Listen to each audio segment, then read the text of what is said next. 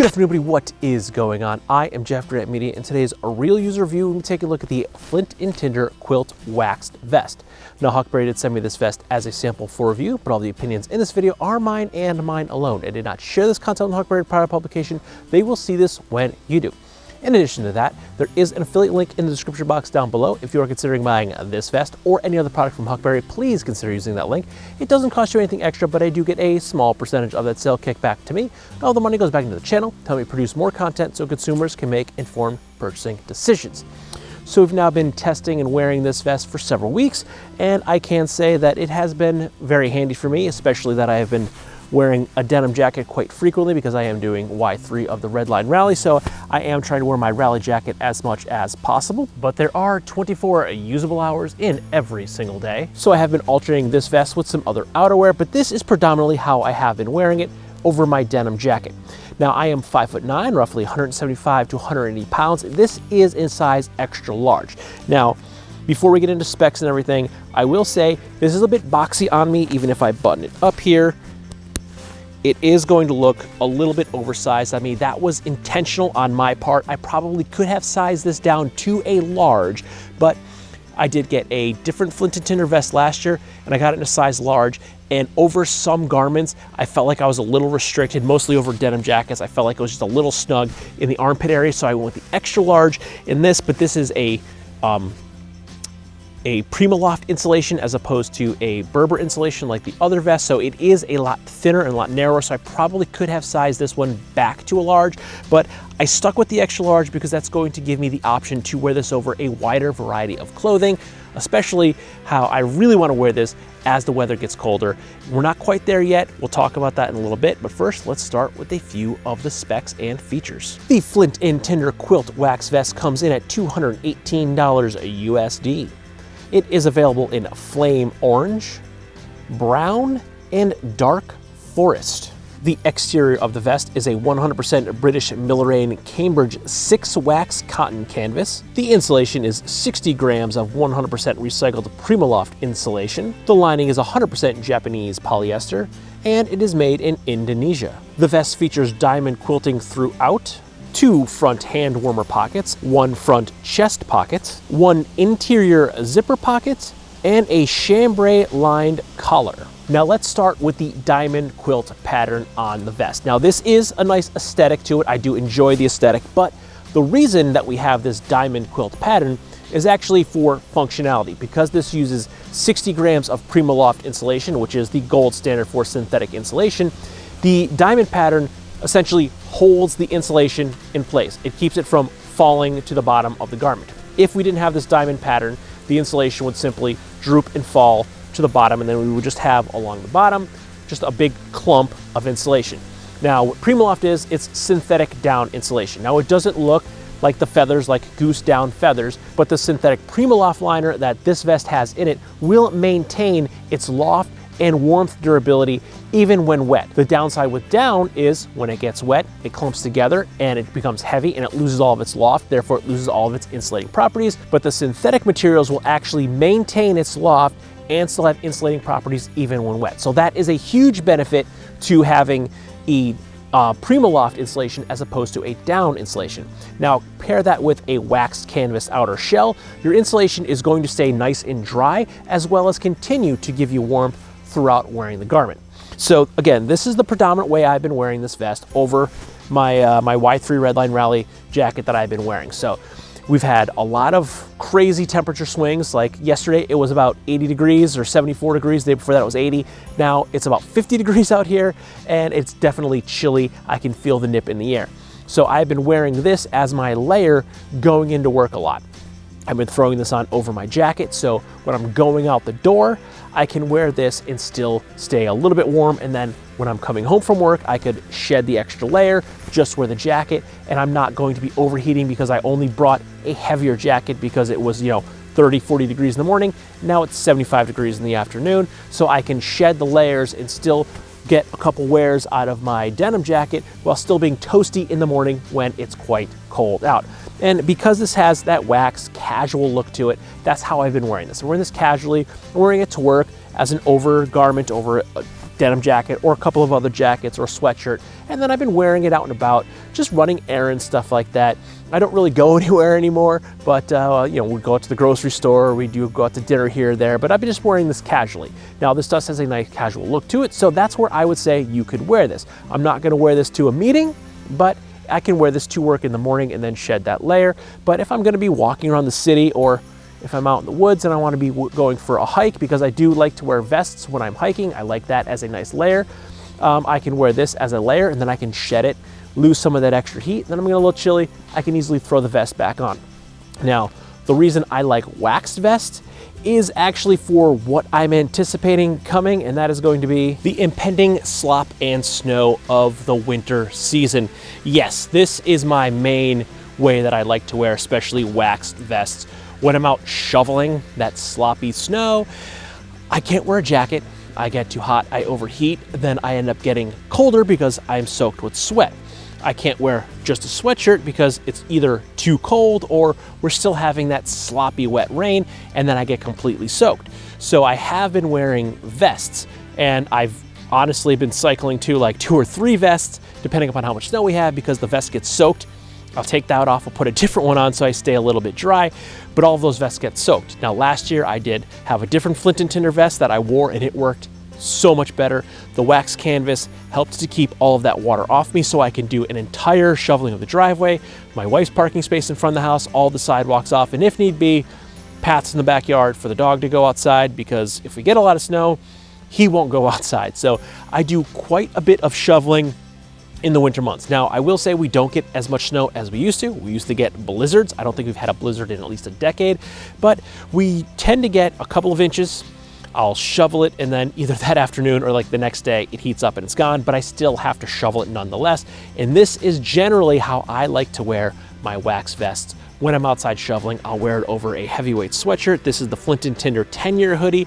This is one of the probably 2 or 3 hoodies that I will wear when I'm shoveling, because it's nice heavyweight, yet it's still comfortable. I have a full range of motion, and that's one of the reasons I kept the size extra large instead of setting it back for a large, even though I feel like this is a bit big on me now, even over this, which I feel like is gonna be my predominant way of wearing it. I need to be able to move. I need to be able to shovel and swing and carry snow and move and bend in all sorts of weird positions, because if you've never shoveled snow, it's not just shoveling. You're shoveling and then you're trying to throw it into the pile, because if you have too much, it piles up, it gets crazy, you have to put it in crazy places. So shoveling snow is like, it should be an art form in some places, but I wanted to have a full range of motion. So I thought about it. I thought, okay, even though it's a little big on me, it's a little boxy, I'm gonna keep the extra large. It's gonna fit over more garments. And when I'm shoveling snow this winter, I'm going to have a full range of motion. Now, I have gotten caught in a few drizzles. It hasn't rained that much here lately, and I've gotten it wet, and it has, like wax should, it has shed off the water, and I haven't gotten anything soaked. So the insulation has not gotten soaked on this, and the wax canvas has done its job and kept the water away. Now, a point of note here is that the vest has 60 grams of PrimaLoft insulation, but the corresponding quilt lined shirt jacket that looks very similar, it only has 40 grams of insulation. Now, the main thinking there, at least to me, is that the vest, there's no sleeves, so they put a little bit more insulation in the body where you want to keep your core warm, where the jacket, you have sleeves, you're going to retain all of that heat that you're going to generate from your body, so you don't have to insulate the shirt jacket as much as you would the vest, because all of the body heat that you're going to lose in the armpit area, you're going to need to keep that core a little bit warmer. So heavier insulation in the vest, a little bit lighter insulation in the jacket, because all of that heat, especially with wax canvas, it's not permeable, so it's going to keep all of that heat in. So as you're using a jacket, a little bit less insulation, because you're going to retain the body heat when you're wearing a vest. A little bit more insulation to keep your core warm, because all of that heat is going to escape through your armpit area, and you're not going to be able to retain as much body heat. So there's a point of note, and if you're wondering why the vest had more insulation than the jacket, that is why the vest is a little bit heavier with insulation than the jacket. Now, going back to the PrimaLoft insulation, it is great. I've used it in plenty of different garments. And one thing I'm going to reference now is the Patagonia Nano Puff. And the reason I'm talking about that is because one of the things I got recently is that some of these garments have polyester liners. Now this is a high quality Japanese polyester liner. It is very soft, dare I say silky smooth. Now Patagonia Nano Puff, that also uses Primaloft insulation, that is going to be a polyester shell and interior, and they sell for nearly $300. So the vests, I believe, are probably around the $225, $250 mark, so about the same price range as this. I don't remember offhand how much insulation. I want to say about 60 grams. So even though this does have a polyester liner, you are getting the same quality. You're getting better quality, actually, I would think, than Patagonia, because you're getting a British wax canvas shell that's going to be more durable than the polyester. And then the part that's touching your clothes that you don't want to have waxed or have any type of abrasion on is a nice, soft, high quality polyester. Now, some people equate polyester with cheap, but polyester doesn't necessarily mean cheap. I would say probably check your closet. The majority of your garments are going to use some sort of polyester product. Even if you have 100% cotton garment, chances are the thread that has sewn that together has polyester in it, whether it's polyester thread or a polyester core. Because a polyester core thread, it might be cotton surrounding it, but the polyester core keeps the thread stronger, more durable, and that essentially keeps your clothes from falling apart. Cotton wears out a lot quicker than polyester, so a polyester cord thread is often used in garments, so you can still get that worn in look, but you're still getting durability. So a poly liner, especially this, again, nice, silky smooth liner, it's not a bad thing. I don't mind it at all. There are a lot of high quality, expensive garments that use polyester. Now, this vest is probably on the same price that you would pay for a full poly Patagonia vest, but I think you're going to get much more durability in this, and this has a bit of a classier look to it. So even though I have plenty of polyester puffer vests and jackets that I've accumulated over the years, I have worn them out and about. I've gone out to dinner with, North Face and Patagonia puffers a lot, but I feel like this would be a little bit more casual to wear out around town, out to dinner, than wearing your puffer jacket that was really intended for hiking purposes. So really what I do anymore is all of my puffers, they're hiking oriented stuff, or a mid layer, wearing it over something heavier when it's warm or it's really cold out. But this is something that I can wear casually out and about. So I'm getting the same really good insulation. I'm getting a nice, comfortable, soft polyester liner with a high quality, durable British Millerain wax canvas shell, so it's going to keep those elements off my skin. So I'm very satisfied with this vest. And one thing I would like to point out too, that I just realized as I slide my hands into the pockets, is that I really like the pockets on the vest. Now, the shirt jacket version of this, it has the same look, the same liner and everything, but it has a seam pocket along the seam. Now, I find those to be a little awkward when you're trying to get your arms in there. You kind of have to do this like extra wide reach, and I feel like it not only feels awkward, but it looks awkward. But these front dump pockets, while they aren't necessarily as large or they can't hold something as securely, I like them. They're more comfortable. I can stand here with my hands in my pockets a lot more comfortably, and I really like that. Now, I do also have my singular zipper pocket where I could toss my cell phone, and I do stick that in there when I'm outside shoveling. I'll throw it in my inside pocket. That way it's not going to fall out. Throw my earbuds in and I can shovel away in peace, and I'm not going to lose my phone. So I find the one inside zipper media pocket to be a very good advantage.